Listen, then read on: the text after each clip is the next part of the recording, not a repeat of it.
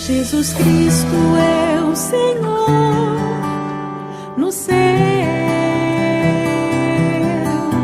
na terra. Capítulo 1, verso 15. Dice: También yo procuraré con diligencia que después de mi partida vosotros podáis en todo momento tener memoria de estas cosas.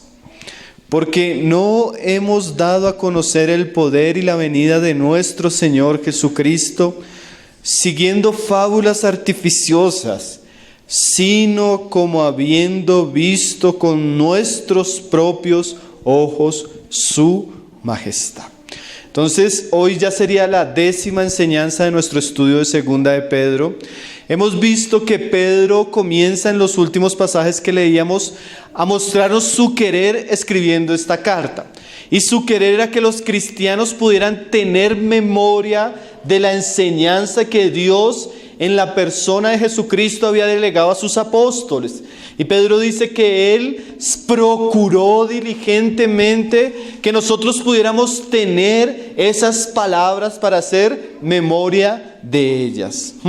Entonces, nosotros sabemos, gracias al Señor por la historia y por el contenido que ahora hace parte como la gran herencia de la iglesia, que Dios usó a sus apóstoles para que ellos dejaran la palabra escrita, y esa palabra escrita fuera nuestra norma de fe. Que eso es lo que Pedro nos está diciendo ahí en el verso 15. La diligencia de él para que nosotros pudiéramos tener hoy la Biblia, el Nuevo Testamento. Y ahora Pedro nos dice en el verso 16 que él va a fundamentar esa revelación con dos aspectos. El primer aspecto de esa revelación con el cual él va a establecer la base, la integridad de la revelación que él está dejando, es la experiencia que él tuvo con Jesucristo, especialmente relacionándose con la transfiguración del monte, como lo dice ahí el verso 16. Porque no hemos dado a conocer el poder y la venida de nuestro Señor Jesucristo siguiendo fábulas artificiosas, sino como habiendo visto con nuestros propios ojos su majestad. Entonces el primer argumento, que es el que vamos a estudiar hoy, es que los apóstoles, cuando ellos enseñaron, ellos estaban enseñando bajo una experiencia gloriosa de la revelación de Jesucristo. Y el segundo argumento, que lo encontramos en el verso 19, es la palabra profética más segura. Dice ahí: y tenemos también la palabra profética más segura, a la cual hacéis bien en estar atentos como a una antorcha que alumbra en lugar secreto. Entonces Pedro nos dice que la base de su testimonio, primeramente, es que él no está enseñando algo que ellos se inventaron, sino que ellos vieron con sus propios ojos, palparon, y no solo vieron, sino también oyeron la voz del Padre. Y segundo, que tenemos como cristianos, y ellos en esta época tenían la palabra profética más segura, que claramente es la revelación del Antiguo Testamento. Entonces tenemos esos dos argumentos, y hoy vamos a estudiar el primero. La palabra profética no, sino la experiencia y el testimonio de Pedro. Pero vamos a comenzar a leer versículo por versículo desde el 15 para estudiar el asunto que hoy vamos a tratar. Hay algo que Pedro hace entre contraposición, y eso es bien interesante y bien importante, hermanos. Miren lo que dice ahí en el verso 16. Porque no os hemos dado a conocer el poder y la venida de nuestro Señor Jesucristo siguiendo fábulas artificiosas, sino, o sea, él hace una contraposición. El testimonio del Señor no fue de esta manera, sino de otra. ¿Cuál es la otra? Sino que nosotros fuimos testigos presenciales, viene diciendo Pedro. Entonces lo primero que vamos a ver es esa contraparte. La revelación de Dios está basada primeramente, según el argumento de Pedro, en la experiencia que ellos tuvieron con Jesucristo. De allí surgen los evangelios y el Nuevo Testamento.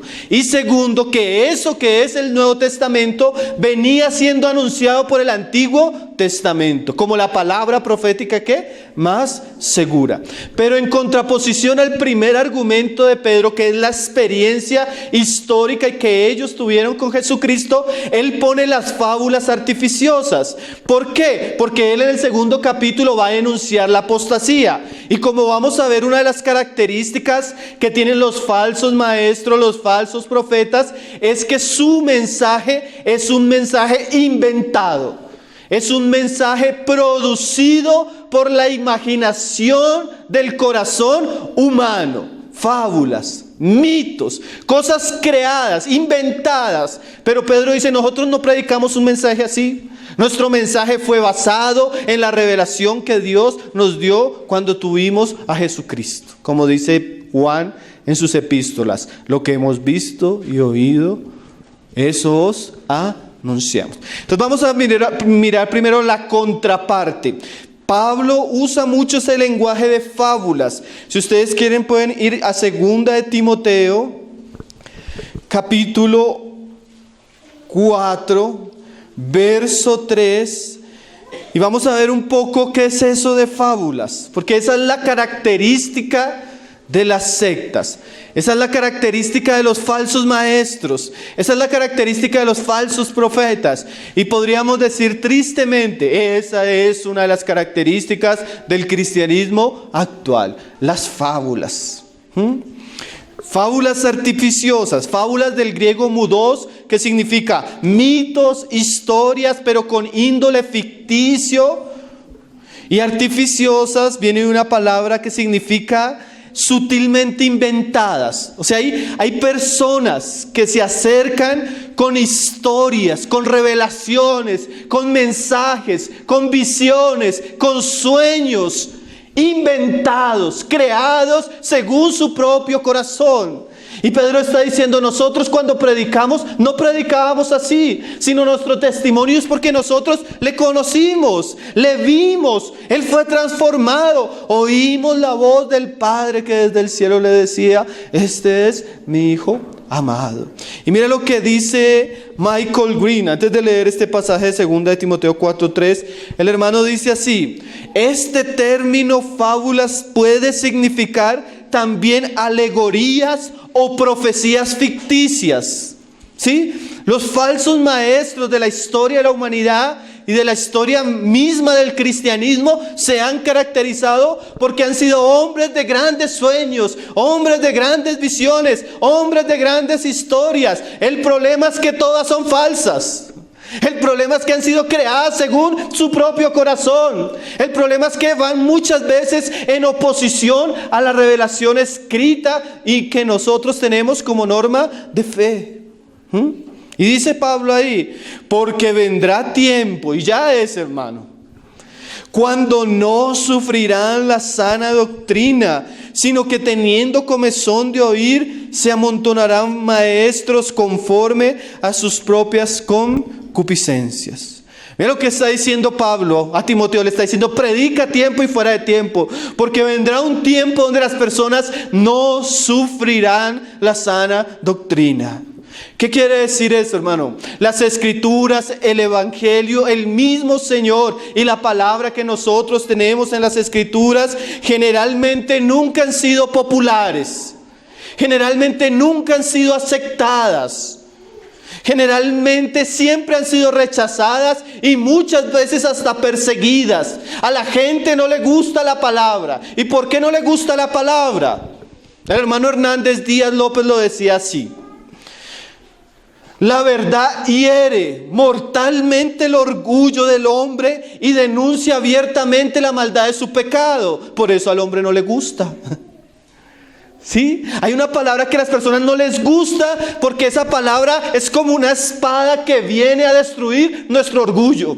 Es como una espada que viene a exponer nuestra maldad, viene a exponer nuestros pecados, nuestra condición. Solo que esa herida también produce salvación. El problema es que las personas no quieren sufrir la palabra. Tienen comezón, les molesta. Sí, hay personas que le molesta la palabra de Cristo. Yo cuando veo estas cosas, cada vez me doy cuenta por qué la gente no gusta de nosotros. ¿Por qué nos critican? ¿Por qué murmuran? ¿Por qué crean chismes y levantan calumnias? Ay, a veces no es el asunto de nosotros. A veces es que la palabra es odiada por el diablo. Y él levanta un ambiente de oposición. Él levanta un ambiente de adversidad. Él levanta un ambiente de crítica. ¿Por qué? Porque la palabra de Dios no es popular. Los profetas de Dios, los maestros de Dios, nunca fueron populares. Nunca fueron aplaudidos por la multitud. Y hay un cristianismo que le gusta, que le encanta, como dice acá, que le rasquen el oído. Hay unos que tienen comezón de oír la verdad, pero hay otros que les gusta que les consientan el oído. Dice ahí en el 4, y apartarán de la verdad el oído. Y mira esa frase tan triste, hermano. Y se volverán a las fábulas. O sea, va a llegar un momento histórico, y ya lo estamos viviendo, donde los cristianos no quieren la palabra, pero sí quieren los sueños. No quieren la palabra, pero sí quieren las visiones del pastor. Donde los cristianos no quieren la palabra revelada, pero sí cuánta cosa se imaginan y se inventan en el nombre de Jesús. Eso sí lo quieren. Quieren el agua ungida, quieren el aceite bendito, quieren el óleo de la unción, quieren la rosa de Sarón, quieren cortar maldiciones generacionales, quieren hacer un poco de cosas que son inventadas. Yo le decía a una mujer en estos días, me decía, hermano, pero ¿cómo así que eso no existe? Le dije, hermana, si usted me muestra en el Nuevo Testamento un pasaje donde veamos lo de las maldiciones generacionales, yo se lo creo. Solo uno. Ah, pero es que su pastor se lo inventó. No, mi pastor no se lo puede inventar, hermano. Nuestro corazón es una máquina, como han dicho, de hacer ídolos y también de inventarnos cosas. La escoba ungida, el chicle ungido. ¿Usted no ha visto hoy en internet? Ahora todo es ungido, la sal ungida, el pasto ungido, y ve unos cristianos comiendo pasto. ¿Sí? Hoy tenemos un cristianismo, hermano, lleno de fábulas, lleno de inventos, lleno de bobadas, en algunos casos lleno de estupideces. Y lo peor es que los cristianos tragan entero. ¿Sí? Existen solo dos religiones, hermano. La verdadera, que es la revelada, y otras que se caracterizan porque son inventadas. La revelada fue por Cristo y está establecida en su palabra, y las demás que salen de ahí son inventos maquinados por el corazón del hombre. Solo existen dos verdades. Ahora, hay gente que no le gusta la verdad. Le molesta la verdad, les incomoda la verdad, pero su corazón sí quiere escuchar fábulas. Hay lugares donde usted llega y profetíceme. Un espíritu de adivinación tremendo, hermano, en la iglesia. La gente quiere que les hablen cosas nuevas. Hay una galería de novedades en medio del cristianismo. Falsas, inventadas, creadas por el hombre. Ahora, eso es muy serio, hermano. Hay una historia, vamos rápido, yo sé que ustedes la conocen. Segunda de Crónicas 18, verso 9. Vamos rápido porque no tenemos hoy mucho tiempo y no quiero quedarme acá. Pero este pasaje representa esa realidad. Acab era un rey impío y él va a la guerra, pero él se quiere unir con el rey de Judá, que es Josafat. Entonces cuando van a ir a la guerra, Josafat es un hombre más temeroso. Y Josafat le dice, bueno, pero no hay profetas que consultemos. Segunda de Crónicas, capítulo 18, verso 9. Y dice que y el rey de Israel y Josafat, rey de Judá, estaban sentados cada uno en su trono, vestidos con sus ropas reales, en la plaza junto a la entrada de la puerta de Samaria, y todos los profetas profetizaban delante de ellos. Acá tenía una compañía de profetas. Lo tremendo era que eran sus profetas, mas no eran los profetas de Jehová. Él los alimentaba, él tenía una corte llena de profetas, pero no eran los profetas de Jehová. Entonces todos estos profetas comienzan a profetizar, todos a un sonido. Dios te va a bendecir, Dios te va a prosperar, tú vas a salir en victoria, tú eres el mejor, tú eres un campeón. ¿Usted ha escuchado ese mensaje? Esos son los profetas de Acab. ¿Usted ha escuchado ese mensaje? Ve a la guerra porque vas a obtener la victoria. Ningún gigante podrá contra ti. ¿Cuál era el problema? Que Acab era un rey impío, hermano. Con una mujer impía, con unos hijos impíos, con una nación impía. ¿Cómo Dios podía bendecir a Acab? Pero hay todo un circo, un espectáculo de los profetas. Y mire que es que ahí es donde yo quería ver la imaginación de los profetas. Y Sedequías, hijo de Kenana, se había hecho cuernos de hierro. Un acto profético, hermano. Entonces Sedequías hizo unos cuernos de hierro y mire lo que decía. Y decía, usted puede ver el espectáculo de este profeta. Así ha dicho Jehová de los ejércitos, con estos cuernos acornearás a los sirios hasta destruirlos por completo. Un acto profético. Sí, él se puso los cuernos y como usted ha visto esos profetas, que hasta verdad, como decía ahora, da pena, hermano, da vergüenza lo que se hace hoy en las iglesias. Actos proféticos. Pero eso era lo que quería oír Acab. Eso es lo que a veces quieren oír las personas. ¿Y el Señor qué permite? Que eso suceda. Pero miren lo que pasa más adelante. Atrás. Dice en el 7, y el rey de Israel respondió a Josafat porque le dijo, pero bueno, no hay un profeta que sea verdadero.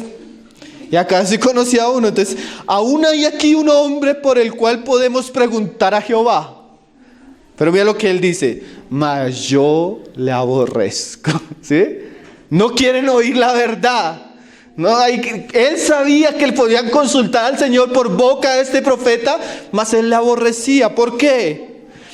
Porque nunca me profetiza cosa buena.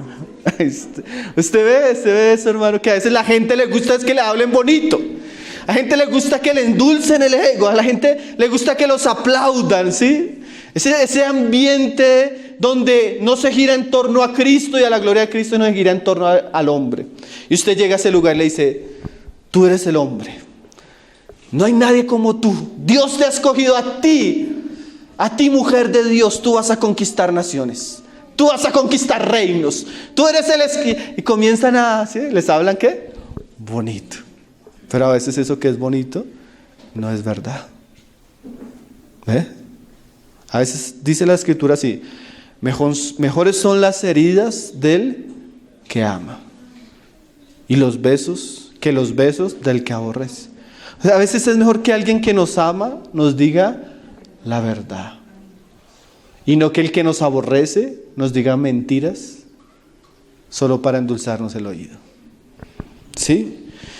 Entonces, aún miren lo que le dice el enviado cuando fue a llamar al profeta Micaías, hijo de Imla. Dice, este es Micaías, hijo de Imla. Y respondió Josafat, no hable así al rey. Y mire lo que dice el 12.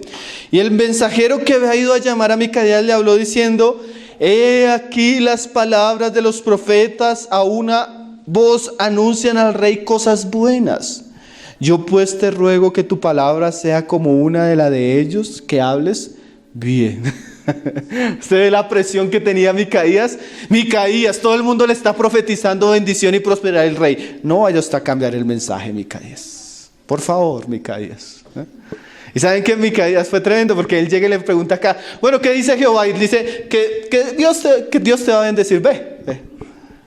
Y acá dice, no me mientas, Micaías. No me mientas, Micaías. ¿Saben qué dice Micaías? Mira, yo tuve una revelación. Israel va a ser como un pueblo que va a quedarse sin pastor. Y ya Acab se puso bravo. Y dice, mira, te voy a explicar. Yo tuve una visión y vi a Jehová de los ejércitos sentado en su gloria. Y Jehová decía, ¿quién irá y quién engañará a Acab? Y se levanta un espíritu de error y dice, yo iré. Y le dice Jehová, ¿y cómo harás? Yo seré profeta o espíritu de mentira en la boca de sus profetas. Y dice Jehová, ve. ¿Qué quiere decir eso, hermano? ¿Por qué el Señor permitió que un espíritu de error viniera sobre los profetas de Acab? Como un juicio sobre la maldad y sobre el engaño de Acab. Él no quería oír a Dios. Él quería oír ¿qué? Eso. Y Dios hasta envió un espíritu de error. Entonces podemos decir que las fábulas artificiosas o la imaginación de los profetas a veces no surgen solo del corazón del profeta. Hay espíritus de error, hermano. Hay espíritus de adivinación. Hay una realidad espiritual sumamente oscura detrás de un ambiente donde las personas no quieren oír la palabra, pero se entregan a las fábulas. Y eso no quiere decir que no hablen verdad. Porque cuando venían los profetas le decían, tú vas a ir a la guerra. Y acá decía, ay, mire, me dijo que voy a ir a la guerra y yo voy a ir a la guerra. ¿Está visto el cristiano que va y dice, me profetizó, hermano, y me acertó? Me dijo que el próximo año yo iba a Estados Unidos. ¿Cómo él iba a saber que yo iba a Estados Unidos? Ah, hermano, un espíritu de error, un espíritu de adivinación. Usted ha leído el libro de Hechos, que había un espíritu de adivinación sobre una mujer que les daba mucho dinero a sus siervos. ¿Y sabe qué decía este espíritu de adivinación cuando veía a Pablo? Estos son grandes siervos de Dios que anuncian el camino. No estaba hablando cosas malas, pero era un espíritu de adivinación.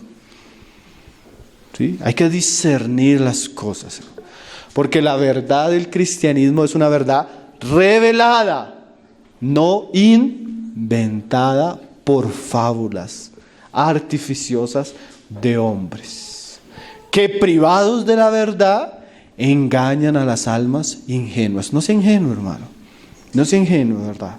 La verdad de Dios fue revelada y fue escrita. Tenga cuidado, porque hoy en día ya las personas le dicen, hermano, es que yo soy cristiano, y uno le pregunta de dónde, como con miedo a la respuesta, porque lo que hoy se conoce por cristianismo está tan alejado, hermanos, de la verdad de Dios y de las Escrituras.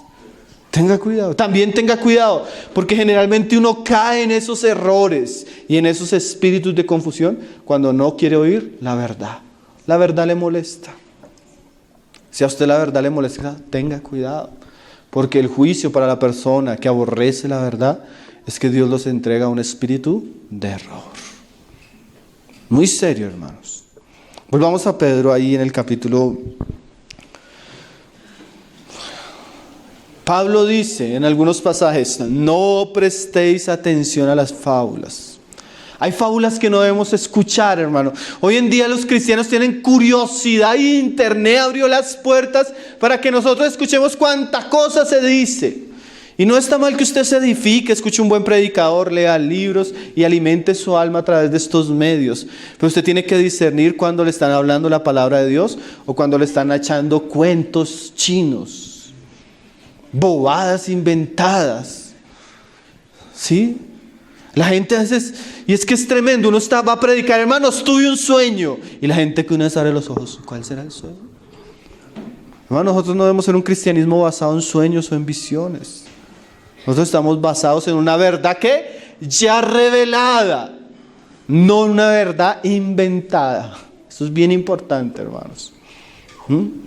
Pablo también decía, desecha las fábulas profanas y de viejas.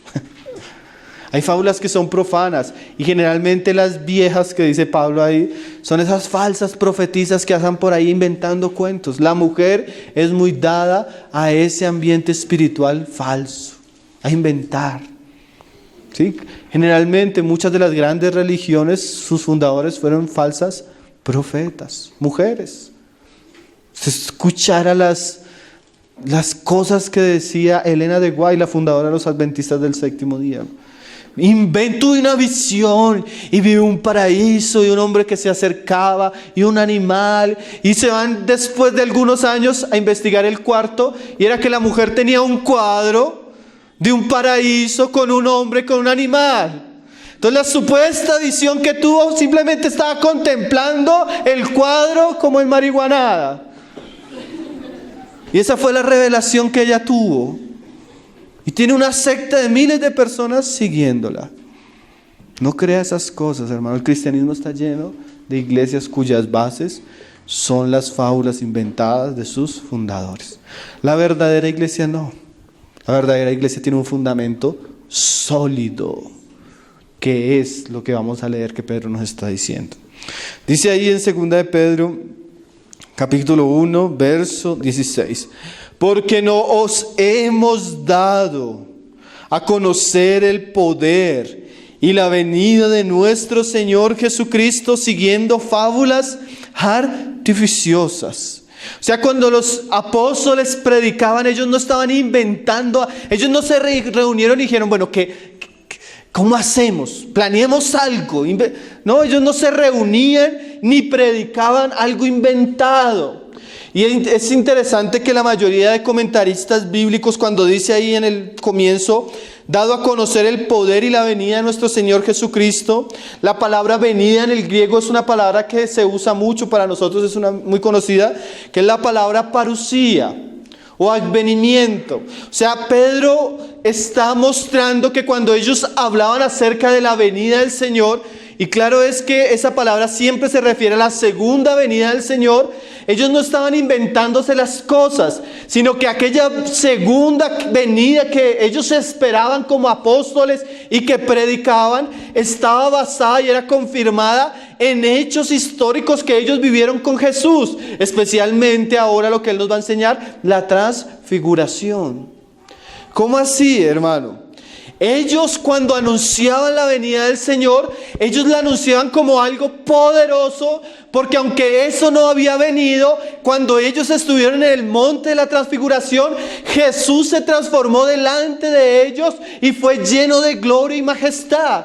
Y esa gloria y majestad que ellos vieron en el monte fue un chispazo mínimo a lo que va a ser Jesús cuando Él venga.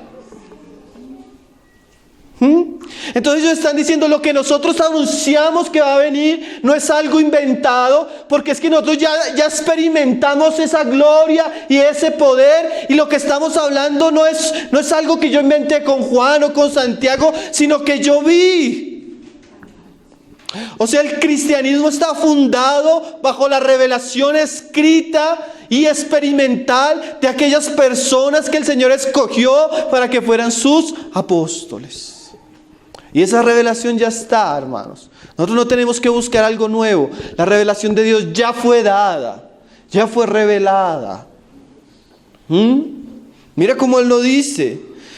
Porque no os hemos dado a conocer el poder y la parusia o la venida de nuestro Señor Jesucristo siguiendo fábulas artificiosas. O sea, no es que nos estamos inventando algo, porque seguramente estaban recibiendo críticas. Seguramente los judíos decían, ¿cuál Jesús? Jesús no existió. O Jesús no resucitó. Eso se lo inventó Pedro. Eso se lo inventó Pablo. Esos son herejes. Y Pedro dice, nosotros no nos lo inventamos, nosotros lo vimos. Nosotros fuimos testigos. Nuestros ojos vieron. Nuestros oídos oyeron. Nuestras manos tocaron, dice Juan. ¿Sí?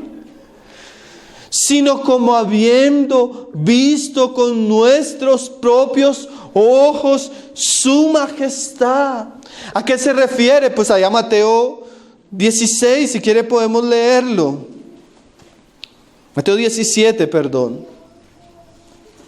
Mira cómo ellos narran, el evangelista de Mateo, esta situación.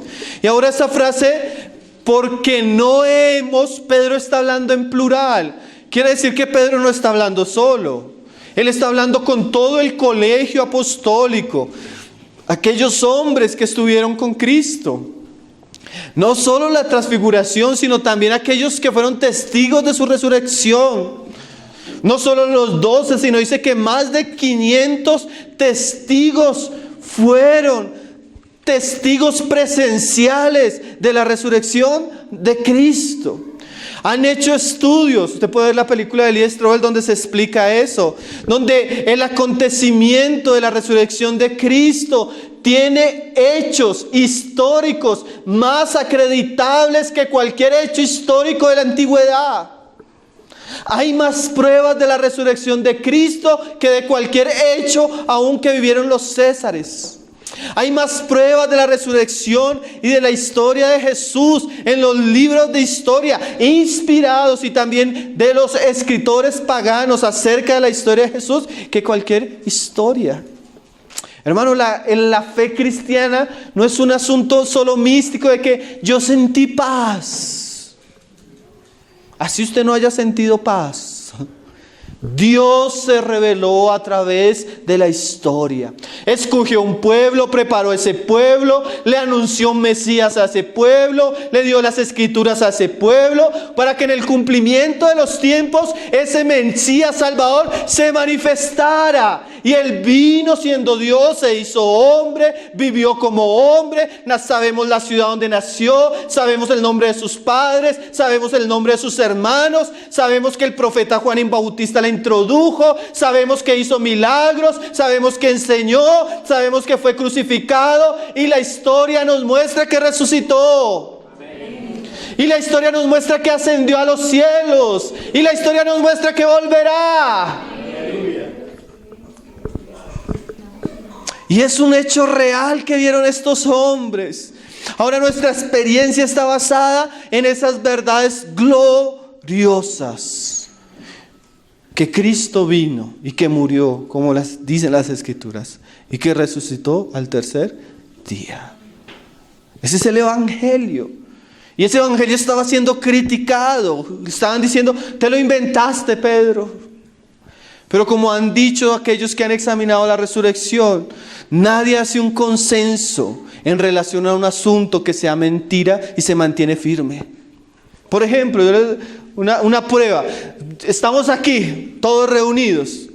Entonces vamos a comprometernos todos, aunque sea hasta la muerte, a decir que el hermano Pablo, mientras estaba predicando, comenzó a elevarse y se transfiguró delante de todos. Entonces viene la policía y coge a uno por uno. ¿Es verdad que el hermano Pablo se transfiguró delante de ustedes y ascendió? Y como es una mentira, va a haber alguno que caiga, ¿cierto? De pronto alguno que es osado va a decir, sí, el hermano lo hizo y murió. El segundo, sí, el hermano lo hizo. Pero más de uno su conciencia va a decir, uy, no, eso es mentira. Y me van a matar por eso. No, eso es mentira. Pero mire lo tremendo. Todos los testigos de la resurrección fueron a la muerte sin dudarlo. Y mire lo tremendo. Antes estaban escondidos y temerosos. Y después estaban valientes, fervorosos y dispuestos a morir. ¿Qué fue lo que sucedió?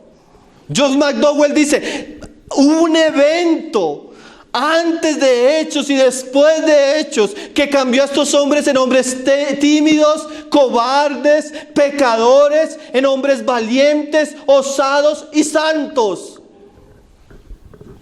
Andaron con Jesús, sí, pero aún andando con Jesús eran tímidos, cobardes y pecadores.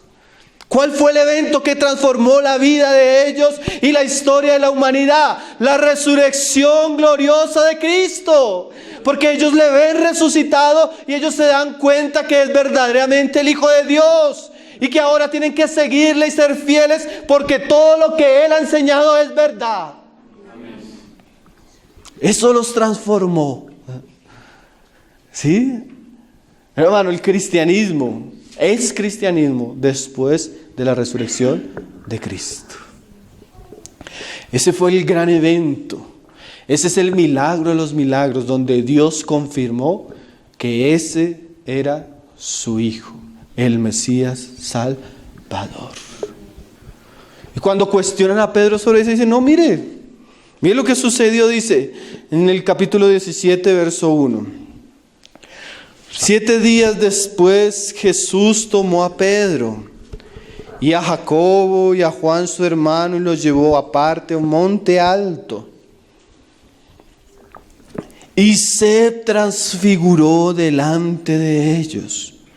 Y resplandeció su rostro como el sol, y sus vestidos se hicieron blancos como la luz. Mire esta visión, hermano. Ellos suben al monte y llegan un momento que el Jesús que ellos acostumbran a ver, que era igual que nosotros, se transfigura. Y su rostro dice ahí que resplandecía como el sol. Y sus vestidos se hicieron blancos. Ahora Pedro nos está diciendo que cuando él anuncia la venida del Señor, la segunda venida del Señor, el retorno, el advenimiento del Señor, él no anuncia como inventándose algo, sino es que cuando eso suceda, va a ser muy semejante a lo que ellos vieron ese día. Hermano, nosotros aquí hablamos del Cordero, como leíamos hoy en Isaías 53, como Él fue herido, como Él fue molido, como Él fue escupido, como Él fue azotado, como Él fue quebrantado y como Él fue crucificado. Mas cuando Él venga no va a volver así. Cuando Él venga va a volver lleno de gloria y majestad. Cuando Él venga los hombres no le van a poder mirar cara a cara, porque su cara será como el sol en el resplandor del mediodía, y lo único que los hombres van a poder es inclinarse y adorarle. Aún los rebeldes, aún los necios, aún los que van a pasar su eternidad en la condenación, le verán y caerán postrados a sus pies y confesarán que Él es el Señor. Él volverá en gloria y majestad. Él volverá a tomar lo que le pertenece, porque Él es el creador de todas las cosas. Él es el Hijo, el heredero. Y Pedro está diciendo, nosotros le vimos. Oh, hermanos, si nosotros pudiéramos ver a Jesús así, hermano. No es suficiente ver las herejías ni las payasadas del cristianismo para aborrecer eso. Necesitamos ver a Cristo, su gloria, su majestad y su palabra para amarlo de tal manera que podamos estar en contra y podamos defender la verdad en medio de este mundo. Necesitamos conocer a Cristo en su resurrección y su poder, en su victoria sobre la muerte y sobre el mundo, para que viéndole a Él podamos experimentar la victoria y el poder sobre el pecado. Jesús no quedó sepultado y su resurrección es uno de los eventos que nos muestra que Él es capaz de vencer a todos sus enemigos. No hay pecado, no hay persecución del mundo, no hay maldad, no hay diablo, no hay demonios delante de Jesús victorioso. Y ese es el mismo que ahora vive en nosotros. Ahora Él por su Espíritu quiere que nosotros experimentemos su grandeza, su poder, su victoria. Tenemos un Señor grande y majestuoso, hermanos.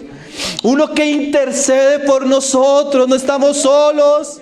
Él ora, Él está pendiente, Él cuida de nuestras almas. Él vela alrededor nuestro, hermanos. Un Señor glorioso, majestuoso. A veces tenemos un Señor tan pequeño, hermanos. A veces creemos que nuestro pecado es mayor. A veces creemos que el mundo es mayor. A veces creemos que el diablo es mayor. No crea eso, hermano. Jesús es el Señor de Señor. He aquí se presenta en el Apocalipsis: yo soy el que estuve muerto, mas he aquí que vivo por los siglos de los siglos. Él es el vencedor. Él es nuestra victoria. Él es nuestra roca. Él es el lugar donde podemos refugiarnos. Un hermano contaba una historia cuando los navegantes en sus barcos iban rodeando las islas británicas. Dicen que el mar era muy peligroso, hermanos, y que una de las cosas que más temían cuando las embarcaciones colapsaban y se hundían no era el quedar naufragando ahí en el mar, sino que los habitantes de esas tierras eran personas malvadas. Entonces una vez la embarcación se hundía y la gente comenzaba a buscar a salvarse y a correr a la orilla, llegaban los nativos, los robaban, los mataban y los tiraban al mar. Entonces no sabían qué era peor, si naufragar y morirse en el mar o buscar ir a la orilla. Entonces cuenta la historia de un capitán que cuando su barco naufragó, él trató de nadar y no salió a la playa, sino que se fue a unas rocas grandes que habían a la orilla del mar, peligrosas porque el mar pegaba contra ellos, un lugar re peligroso. Y pasó toda la noche una temperatura fría. Al otro día llegó la guardia inglesa. Entonces le preguntaron que si no había tenido frío, que si no había tenido miedo. Y él respondió: yo tuve frío toda la noche, temblé toda la noche. Pero la roca en la cual estaba abrazada no temblaba. La roca en la que yo estaba sostenido no se movía. La roca en la que yo estaba abrazado no tenía frío. Hoy, hermano, nosotros tenemos una roca. Una roca que no siente frío, una roca que no siente temor. Una roca poderosa y segura que es nuestro Salvador. Nosotros tenemos una roca firme. Dice el Salmo: el que está en Él no resbalará, hermano. No caerá. Él nos puso sobre un lugar firme, sólido. Mire lo que dice ahí en el 17:5. Mientras él aún hablaba, una nube de luz los cubrió. Y aquí una voz desde la nube que decía: este es mi Hijo amado, en quien tengo complacencia. A él oíd. O sea, esa fue la experiencia. Y recuerde que esta experiencia anuncia la parusia del Señor, anuncia la venida del Señor, anuncia el advenimiento del Señor. Cuando se escuchen las trompetas del Armagedón, ¿qué se va a escuchar en últimas? Dice Apocalipsis: gozados y alegrados. ¿Por qué? Porque los reinos han venido a ser del Señor y Cristo. Un día se va a escuchar, no solo en el ambiente ya secreto, íntimo del colegio apostólico, o no solo en el ambiente de la iglesia cuando cantamos: tú eres el Señor, el Cristo, el Hijo del Dios viviente. Un día todos los hombres van a escuchar: este es mi Hijo amado, a Él oíd. Así va a ser su venida, hermanos. Así es, ese día va a ser precioso. Ese es nuestro deseo. Nosotros aquí somos ¿qué? Simplemente peregrinos, forasteros, hermano. Nosotros vamos rumbo a una patria celestial. Nosotros vamos rumbo a un hecho glorioso que la Escritura anuncia. Y es el retorno, el advenimiento de nuestro Señor Jesucristo. Amén. Es lo que sigue diciendo Pedro. Ahí en 2 de Pedro 1, 16 y 17. Dice: porque no hemos dado a conocer el poder y la venida de nuestro Señor Jesucristo siguiendo fábulas artificiosas, sino como habiendo visto con nuestros propios ojos su majestad. Pues cuando Él recibió de Dios Padre honra y gloria, le fue enviada desde la magnífica gloria una voz que decía: este es mi Hijo amado, en el cual tengo complacencia. Es lo que dice Pedro, que el Hijo recibió del Padre ¿qué? Honra y gloria. ¿Qué quiere decir eso de que Él recibió honra y gloria? Honra es el reconocimiento de alguien que ha llegado a cierta posición a través de mérito, trabajo y esfuerzo. O sea, el Padre estaba reconociendo a Jesús, la vida de Jesús, su ministerio, y lo estaba exaltando porque el Hijo cumplía todos los méritos necesarios para recibir por herencia todas las cosas. Mira cómo lo dice el autor de Hebreos 2, verso 7. Dice, citando un salmo: le hiciste un poco menor que los ángeles. ¿Sí? Le coronaste de gloria y de honra, y le pusiste sobre las obras de tus manos. Y ahí en el 9 nos explica de quién está hablando. Dice: pero vemos a aquel que fue hecho un poco menor que los ángeles. ¿A quién? A Jesús. Vemos a Jesús, dice el autor de Hebreos. ¿Y cómo lo vemos? Coronado de gloria y de honra. O O sea, fue el Hijo. Fue reconocido por el Padre y coronado por el Padre. O como dice Pedro, fue una voz que le coronó en honra y gloria. ¿Basado en qué? En la vida, en los sufrimientos y en el sacrificio que Él hizo. Porque mira lo que dice ahí. A causa del padecimiento de la muerte.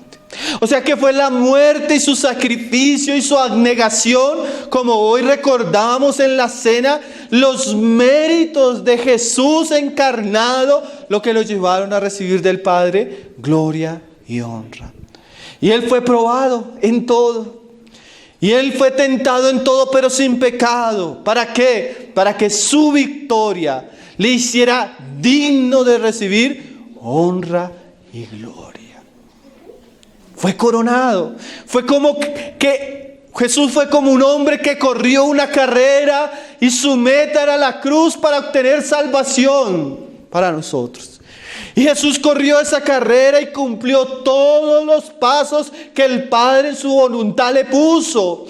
Y esos méritos, esa obediencia, ese sacrificio le hizo digno de ser hecho Señor y Cristo. Fue la perfección en su andar, fue su obediencia, fue su amor, lo que hizo que el Padre le coronara de honra y de gloria. Y así como ese día ellos vieron su gloria, hermanos, también nosotros la veremos en su parusia. Hoy, hermanos, lo que nos espera cuando Jesús vuelva. Un reino inconmovible. Un reino como ningún rey de esta tierra ha vivido. ¿Sí? Una gloria que no se compara con la gloria perecedera que tienen los hombres. Hoy el reino de Jesús, hermano, será tan maravilloso. Cosas que el corazón no han subido. O sea, nada ¿qué sería lo más grande que nosotros nos podríamos imaginar? No se compara, hermano. Yo cuando leo el libro de Crónicas y el libro de Reyes y miro la gloria que tuvo Salomón, hermano, eso era increíble. Eso era increíble, hermano. ¿Usted ha visto esas películas del Señor de los Anillos? Cuando ellos entran a los castillos y todos esos príncipes se visten como con oro, así. ¿Usted ha visto eso? Yo a veces veo eso y yo me pongo a imaginar cómo será la gloria, hermano, cuando estemos con Cristo. Si esas películas muestran cosas tan preciosas y dice que cosas que no ha subido en el corazón del hombre.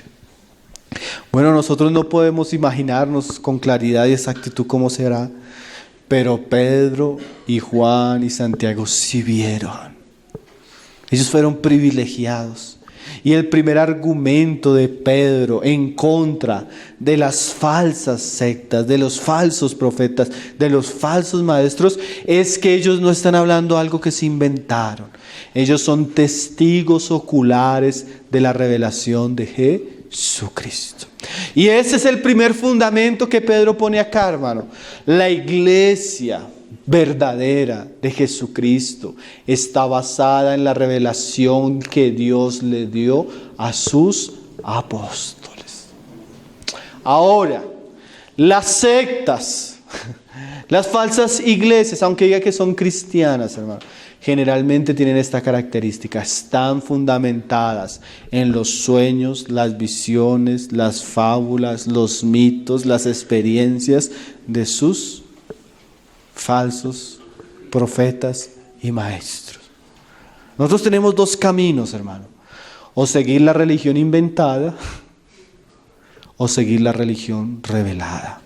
Y la religión revelada, genuina, pura y verdadera, se encuentra en los escritos de los apóstoles, testigos oculares de la revelación de Jesucristo. Entonces hoy estudiamos el primer argumento, porque yo sabía que íbamos a quedar cortos de tiempo. El próximo domingo vamos a estudiar la palabra profética más segura. Por un lado, Pedro está resaltando la revelación que ellos estaban teniendo en el Nuevo Testamento, y por otro lado Pedro nos va a resaltar la revelación que había anunciado Dios por sus profetas en el Antiguo Testamento. Qué preciosos estos temas, hermano, qué necesarios para estos días. El Señor nos conceda seguir meditando Y no solo eso, hermano, el problema era que esta gente no quería, no entendía la venida del Señor. Pero también esto generó una expectativa en nuestros corazones para el regreso de nuestro Señor Jesús, aquel que recibió honra y gloria.